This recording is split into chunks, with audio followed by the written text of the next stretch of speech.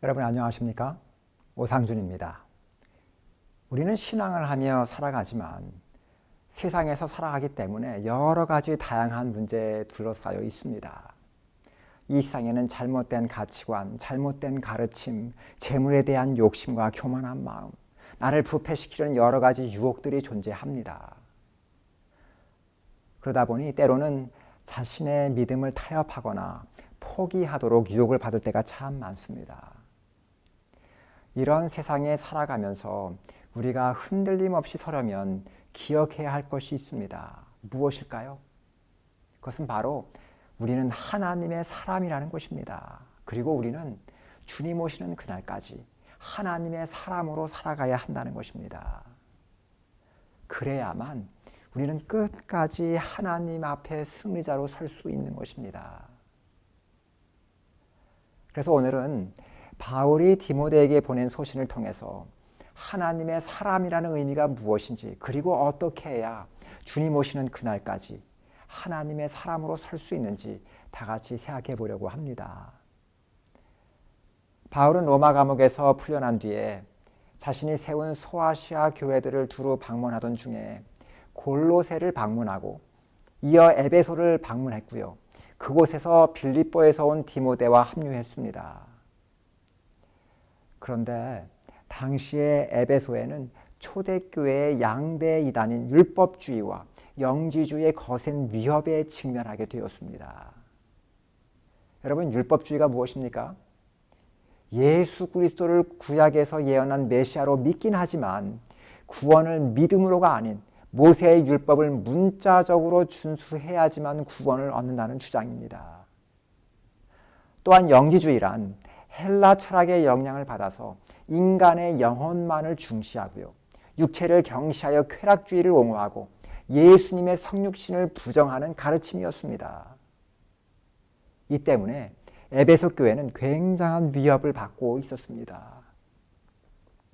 그래서 이 문제를 잘 대처하도록 하기 위해서 어린 디모데를 에베소에 남겨두었습니다. 그 빌립보 교회를 방문하기로 한 약속을 지키기 위해서 마게도냐 지역으로 간 바울은 볼일을 마친 후에 에베소로 돌아가 디모데를 여러 번 만나려고 했지만 이것이 지연되었습니다.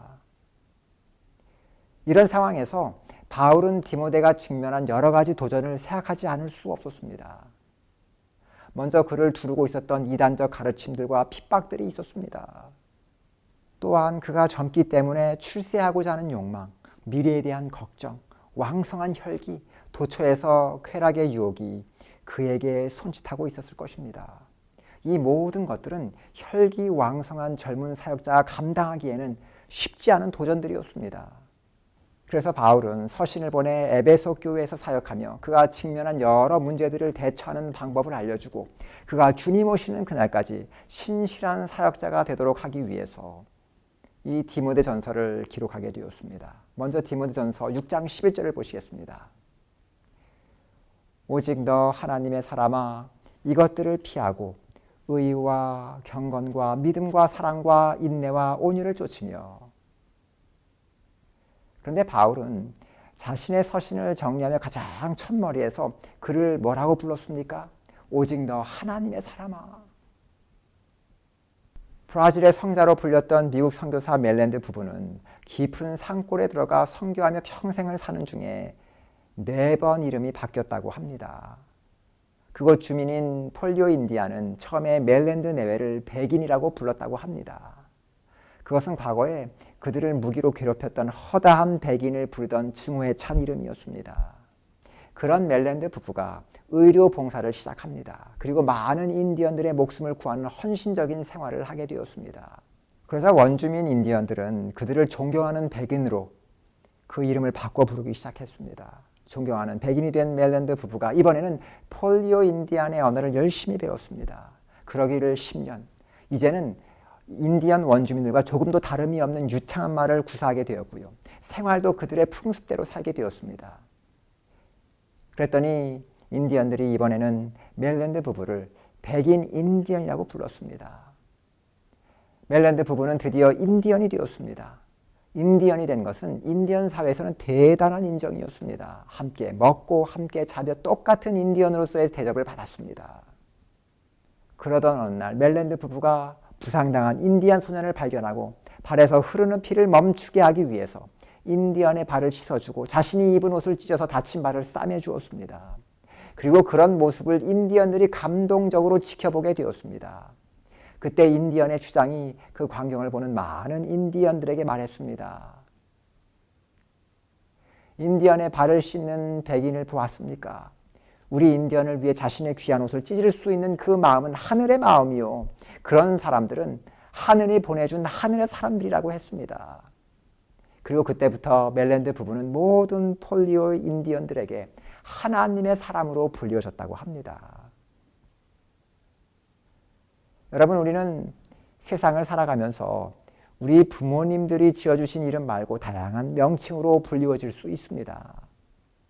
여러분들은 세상을 살아가시면서 어떤 이름으로 불려지시기를 바라십니까? 돈벌레, 심술쟁이, 사기꾼, 이런 이름으로 불려지시기 원하십니까?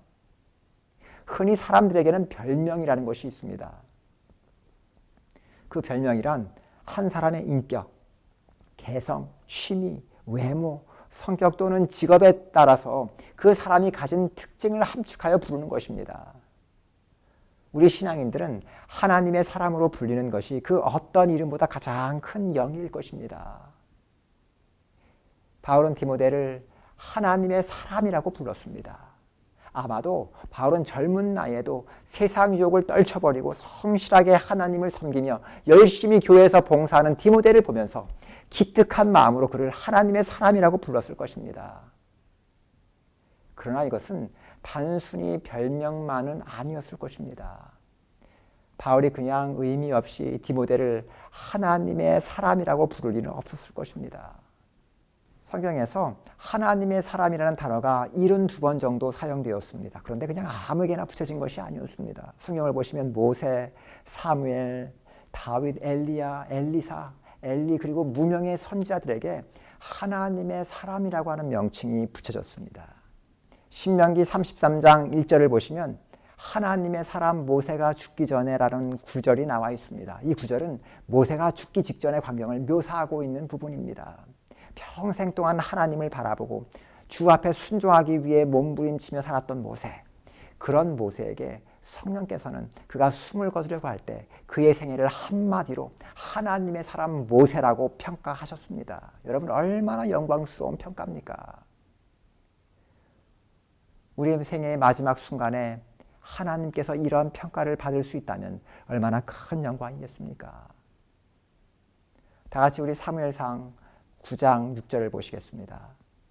이것은 이스라엘의 국가가 탄생될 무렵 하나님이 선택하신 이 나라의 첫 번째 왕을 찾고 있는 말씀입니다. 여기에 이렇게 기록되어 있습니다. 대답하되 보소서, 이 성에 하나님의 사람이 있는데 존중이 여김을 받는 사람이라. 그가 말한 것은 반드시 다 응하나니 그리로 가사이다. 그가 혹 우리의 길을 가르칠까 하나이다.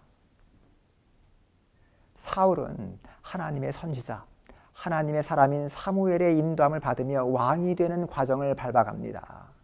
정말 그 길을 인도할 수 있는 사람은 하나님의 사람이어야 했던 것입니다. 이 말씀은 이스라엘 백성들에게 하나님의 사람이라는 표현이 얼마나 중요한가를 실감할 수 있게 해주는 말씀이 아닐 수 없습니다.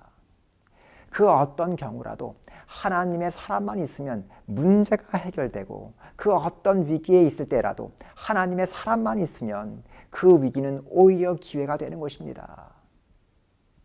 그러므로 역사가 어두워질 때 우리가 정말 필요로 하는 사람들은 누구일까요? 단순한 정치가 아닙니다. 바로 하나님의 사람입니다. 훌륭한 정치를 위해서 훌륭한 정치인이 필요하다는 것은 역사적인 사실입니다. 그리고 한 나라의 경제적 위기를 극복하기 위해서는 경제 전략가가 필요한 것도 사실입니다.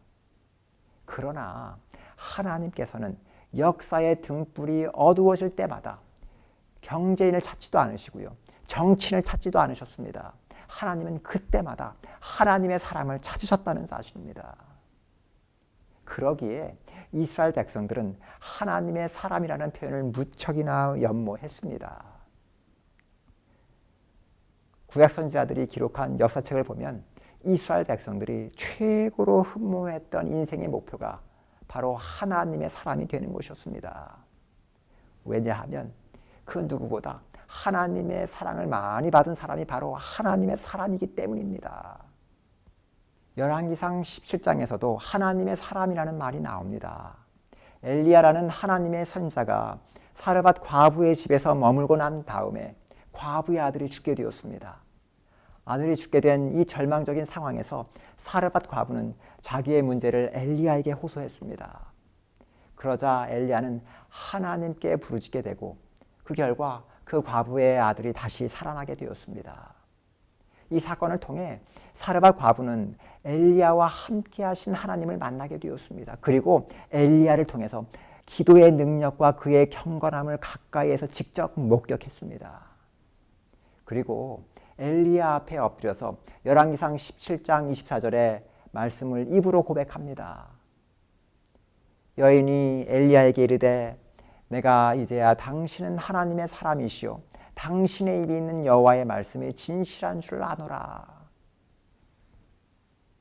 참 두렵고도 선망이 되는 고백이 아닐 수 없습니다. 그러니까 아무에게나 붙일 수 있는 일반적인 호칭은 아닌 특별한 호칭이 분명한 것입니다. 그래서 성경에 기록된 하나님의 사람들을 보면 하나님의 사람이라는 단어의 의미를 발견하게 됩니다. 하나님의 사람들은 어떤 사람들일까요? 먼저 너는 하나님의 선택한 특별한 사람이라는 의미가 있습니다. 이스라엘을 선택했듯이 우리를 하나님이 선택하여 불러주셨습니다. 이사야 43장 1절을 좀 보시기 바랍니다. 야곱아 너를 창조하신 여호와께서 이제 말씀하시느니라. 이스라엘아 너를 조성하신 자가 이제 말씀하시느니라. 너는 두려워 말라. 내가 너를 구속하였고 내가 너를 지명하여 불렀나니 너는 내 것이라. 모세, 사무엘, 엘리야와 같은 하나님의 사람들을 보면 하나같이 하나님께서 직접 부르시고 선택하신 사람들이었습니다. 그러므로 하나님의 사람이라고 하는 칭호가 얼마나 명예스러운 칭호입니까? 두 번째는 하나님께서 보호하시고 책임지시는 사람입니다. 이사야 43장 2절을 보시면 이렇게 기록하고 있습니다. 내가 물 가운데로 지날 때에 내가 너와 함께 할 것이라. 강이 건널 때에 물이 너를 침몰하지 못할 것이며 내가 불 가운데로 지날 때에 타지도 아니할 것이며 불꽃이 너를 사르지도 못하리니. 이 세상에서 살아있는 동안에 하나님이 보호할 하나님의 사람이라고 하는 의미인 것입니다. 하나님께서 부르시는 택하신 사람들을 하나님께서 친히 보호하십니다. 이스라엘 백성들을 보호하셨고 모세와 하나님의 선자들을 보호하셨습니다. 징기스칸은 자신에게 충성했던 사람들을 끝까지 책임져 주었습니다. 깡패 세계에서는 한 명이 감옥에 들어가면 다른 조직원들이 그 가족들을 책임지고 먹여 살린다고 합니다. 테러리스트들의 지도자로 악명 높은 오사마 빈 라덴은 미군의 군사작전으로 사망했지만 그가 살아있을 때 그의 자살 테러 명령만 떨어지면 자살할 사람이 수천 명이었다는 것입니다. 이들은 명령만 떨어지면 과감히 자살 테러를 감행했습니다. 그리고 어느 곳을 어떤 수단을 쓰든지 자신이 저지른 범행이 드러나게 했습니다. 그래야 오사마 빈 라덴 조직이 그의 가족들을 먹여 살리기 때문입니다. 하물며 하나님의 사람을 하나님께서 왜 책임지시지 않으시겠습니까? 오직 너 하나님의 사람아. 이 말씀 속에는 하나님의 사람이기에 하나님이 모든 것을 다 책임져 주시겠다고 하는 강한 의지가 들어있는 것입니다. 세 번째는 사명자로 살아야 한다는 것을 의미하는 것입니다. 하나님께서 부르시고 선택하셨을 때는 특별한 목적이 있습니다. 그들에게 특별한 사명을 맡기시기 위함입니다. 그러므로 하나님의 사람은 사명감을 갖고 살아야 합니다. 미국의 경제 전문지 포브스가 발표한 E-Poll Market Research 설문 결과에 따르면 오프라 윈프리는 6,600명의 유명인사 가운데 가장 영향력 있는 49%로 1위를 차지했습니다. 1위에는 당시 세상에서 가장 부자로 살고 있는 빌 게이츠도 아니었고요. 클린턴 전 대통령도 아니고 부시 전 대통령도 아니었습니다. 오프라 윈프리라는 여성 토크 진행자였습니다. 당시에 그녀가 진행하는 프로그램의 시청자가 어림잡아서 1,000만 명이 넘었습니다. 그녀의 말 한마디에 미국 사람들이 감동을 더 많이 받았다고 합니다. 그녀가 가난한 보육원을 방문해서 그곳에 도움이 필요하다고 10초만 이야기하면 다음날 수십억의 기부금이 들어오고, 그녀가 어느 날 책을 읽었다고 하면 다음날 그 책은 미국의 베스트셀러가 되었습니다. 그녀의 이런 영향력이 어디서 왔는지 아십니까? 그녀가 자신의 자서전에 기록한 인생 철학에서 우리는 엿볼 수 있습니다. 오프라 윈프리는 4가지의 인생 철학을 기록했는데 다음과 같습니다. 첫 번째는 남보다 더 많이 가졌다는 것은 축복이 아니라 사명이라는 것입니다. 무엇이든지 남보다 더 많은 것을 받은 이들은 하나님의 일을 해야 할 사명이 주어진 사람들이라는 것입니다. 남보다 지혜가 많다면 그 지혜로 하나님의 일을 하라는 명령이라는 것입니다. 남보다 물질을 더 많이 받았다면 다른 사람을 위해서 사용하라는 사명을 받은 것이라는 것입니다. 남보다 더 건강을 받았다면 남을 위하여 건강을 사용하라고 하는 하나님의 명령이라는 것입니다. 두 번째, 남보다 더 아파하는 것은 고통이 아니라 사명이라는 것입니다. 하나님이 아픔을 주셨다면 그것은 사명이라는 것입니다. 그 아픔을 통하여 같은 아픔을 가진 사람들을 위로하고 사랑하라고 하는 하나님의 명령이라는 것입니다. 세 번째는 남보다 가슴 설레이는 것은 망상이 아니라 사명이라는 것입니다. 그것만 생각하면 가슴이 설레는 것이 바로 하나님의 사명이고요. 그것만 생각하면 미치도록 좋은 것이 사명이라는 것입니다. 빌립보서 2장 13절을 보시면 이렇게 적고 있습니다. 너희 안에서 행하시는 이는 하나님이시니 자기의 기쁘신 뜻을 위하여 너희로 소원을 두고 행하게 하시나니. 마음속에 불타는 소원이 일어나는 것이 바로 사명인 것입니다. 네 번째는 남보다 부담이 되는 것은 강요가 아니라 사명이라는 것입니다. 하나님께서 부담감을 주시는 것이 바로 사명입니다. 모세는 이스라엘 백성들을 해방시켜야 한다는 부담을 갖게 되었습니다. 이것이 사명입니다. 하고 싶어서 하는 것, 하고 싶어서 미치도록 소원하는 것이 아니었습니다.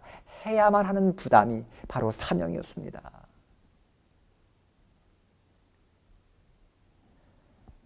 마지막으로 하나님의 사람이라는 의미는 가장 귀중한 사람이라는 의미를 갖고 있습니다. 이사야 49장 5절을 보시면 나는 여호와의 보시기에 존귀한 자라. 나의 하나님이 나의 힘이 되셨도다. 또 시편 16편 3절을 보시면 땅에 있는 성도는 존귀한 자니 나의 모든 즐거움이 저에게 있도다. 여러분, 누구에게 선택되어 쓰임을 받는다는 것은 굉장히 의미가 있는 것입니다. 그만한 가치가 있다는 것을 의미하기 때문입니다. 예를 들어서 요즘 한국에서는 젊은이들이 직장을 구하는 것이 얼마나 어렵습니까? 특별히 대기업에 취직하는 것은 얼마나 자랑스러운 일인지 모릅니다. 그 회사가 나의 가치를 알고 나를 선택하고 일을 맡긴다는 것은 굉장히 자랑스러운 일이 아닐 수 없습니다. 여러분, 징기스칸의 이야기입니다. 징기스칸이 황제가 되기까지는 숱한 어려움이 있었습니다. 그러나 그가 황제가 될 것을 믿고 생명을 걸고 충성한 사람들이 몇 명이 있습니다. 징기스칸은 황제가 되자 생사고락을 같이 한 이들을 모아놓고 너희들은 내 사람이다. 그렇게 말하고는 6가지의 특권을 주었다고 합니다. 첫 번째는 너희들은 언제든지 누구의 허락을 받지 않아도 내 집에 마음대로 들어올 수 있다. 두 번째는 너희들은 전쟁이 끝나고 나면 전리품 중에서 가장 좋은 것을 먼저 고를 수 있다. 세 번째, 너희들은 앞으로 세금이 면제된다. 네 번째, 너희들은 사형에 해당되는 죄를 지어도 9번까지 용서받을 수 있다. 다섯 번째, 너희들은 이 나라 안에서 가지고 싶은 땅을 얼마든지 가질 수 있다. 여섯 번째, 너희들에게 베푼 위의 5가지의 권리는 앞으로 너희 후손 4대까지 지속된다. 여러분, 얼마나 큰 특권입니까? 그리고 얼마나 영광스러운 일입니까? 하물며 징기스칸의 사람들도 이런 특권이 있고 영광이 있는데 전능하신 하나님의 사람에게는 얼마나 큰 특권이고 영광스러운 일이겠습니까? 바울은 디모데를 하나님의 사람이라고 부르면서 분명히 바울은 디모데가 자신이 누구인지를 늘 분명히 기억하는 삶을 살아가기를 바랬을 것입니다. 여러분, 왜 그랬을까요? 사람에게는 내가 누구인가를 아는 것이 굉장히 중요하기 때문입니다.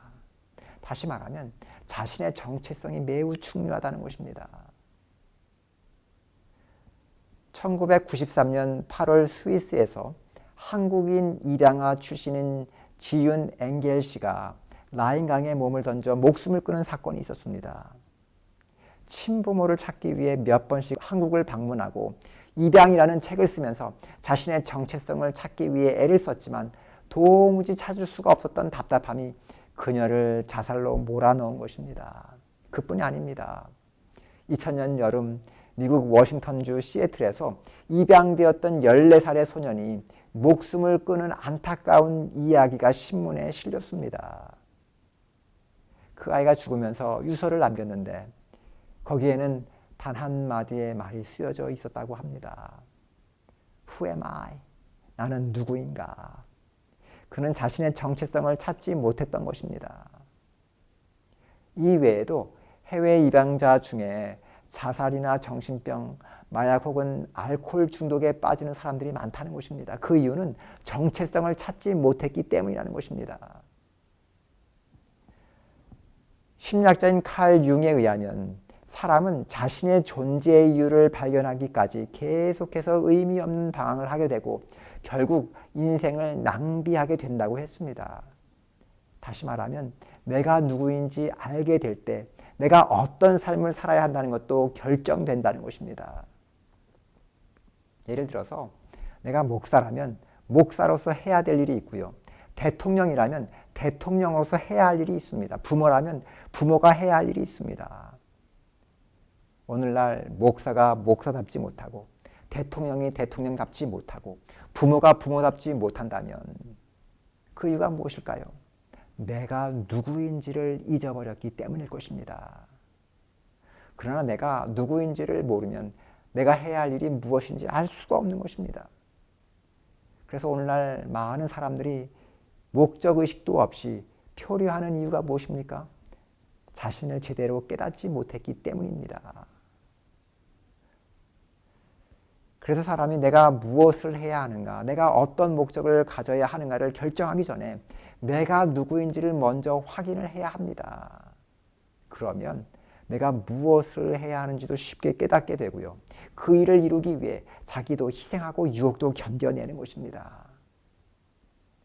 바울은 이런 의미에서 디모데를 하나님의 사람이라고 불렀을 것입니다. 그러나 이것은 디모데를 향한 바울의 마음일 뿐만 아니라 우리를 향한 하나님의 마음이기도 한 것입니다. 하나님은 우리가 신앙인으로 살아가면서 하나님께 택함 받고 하나님께 속하고 하나님께 쓰임 받는 하나님의 사람이 되기를 바라십니다. 이것을 깨닫는다면 더 이상 내가 무엇을 해야 할지 고민할 필요도 없고 인생을 방황할 필요도 없습니다. 왜냐하면 우리의 목표는 정해져 있기 때문입니다. 이제는 삶의 목표가 무엇입니까? 온전한 하나님의 사람이 되는 것입니다. 우리 성도들이 살아가면서 불리워져야 할 별명이 있다면 어느 교회의 교인이 아니라 하나님의 사람이 되어야 합니다. 성경에 있는 모세나 엘리야나 디모데만 하나님의 사람으로 선택된 것이 아닙니다. 하나님께서 우리 모두를 하나님의 사람으로 부르시고 택하셨습니다. 그리고 하나님께 속한 사람들이 되었습니다. 그리고 그분은 우리의 삶을 책임져 주십니다. 저는 우리 모두가 하나님의 사람임을 기억하시게 되길 바랍니다. 그러면 내가 어떻게 살아야 할지에 대한 분명한 대답이 나옵니다. 내가 무엇을 해야 할지를 모른다면, 유혹과 시련 앞에서 흔들린다면 내가 누구인지를 하나님 앞에서 다시 한번 점검하시길 바랍니다. 하나님께서 우리에게 주신 사명을 잘 감당하며 주님 오시는 그날까지 하나님의 사람으로 삶으로 영원한 상급을 누리는 축복된 성도가 되시기를 간절히 바랍니다. 다 같이 기도하시겠습니다. 거룩하시고 감사하신 우리 아버지 하나님, 죽을 수밖에 없는 우리를 구원하시고 하나님의 자녀로 불러주신 하나님의 은혜에 감사합니다.